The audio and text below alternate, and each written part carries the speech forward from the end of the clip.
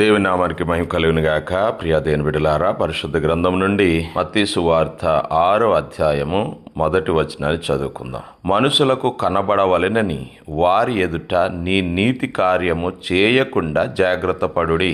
లేని ఎడల పరలోకమందున మీ తండ్రి యొద్ద మీరు ఫలము పొందరు. నా ప్రియ సహోదర సహోదరి, ఇది యేసు ప్రభు చెప్తున్న మాట. మనం ఖరీదైన బట్టలు వేసుకున్న, కోట్ల రూపాయలతో అందమైన ఇల్లు కట్టించుకున్న, ముఖానికి మేకప్ వేసుకొని శరీరాన్ని బంగారంతో అలంకరించుకున్న మన చుట్టూ ఉన్న మనుషులు మనల్ని చూసి నోరెళ్లబెట్టడం ద్వారా ఘనత సంపాదించాలన్న తాపత్రయంతోనే చాలా మంది చేస్తూ ఉంటారు. అదే ఆలోచనతో ఉంటారు.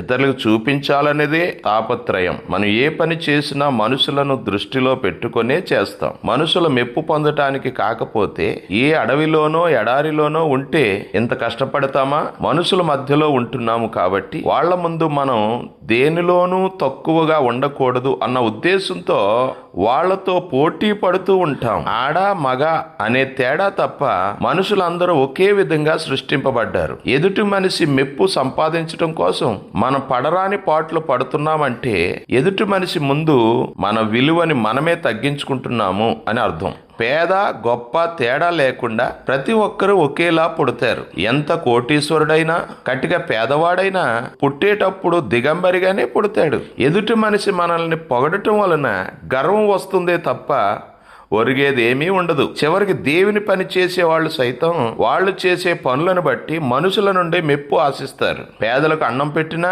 బట్టలిచ్చినా, ఇంకేమి చేసినా ఘనతను దృష్టిలో పెట్టుకుని చేస్తారు. వాటిని ఇతరులకు చూపించాలి, ఇతరుల నుండి మెప్పు పొందాలనే ఆలోచనతోనే చాలా మంది చేస్తూ ఉంటారు. అందుకే బైబిల్ చెప్తా ఉంది, ప్రభువా ప్రభువా మేము నీ నామమున ప్రవచింపలేదా, దయ్యములను వెళ్ళగొట్టలేదా, అనేక అద్భుతములు చేయలేదా అని చెప్పేవారితో నేను మిమ్మును ఎన్నడూను ఎరుగను, అక్రమం చేయవారులారా నా యొద్ద నుండి తొలగిపోండి అని అంటాడంటే ఆశ్చర్యమే కదా. ప్రవచించడం, దయ్యాలు వెళ్ళగొట్టడం, అద్భుతాలు చేయడం వంటి మంచి పనులు చేసేవాళ్ళు దేవుని దృష్టిలో అక్రమం చేసేవారు ఎలా అయ్యారు అంటే వారంతా మనుషుల నుండి ఘనత మెప్పుని ఆశించారు. వారిని దేవుడు అసహించుకుంటున్నాడు.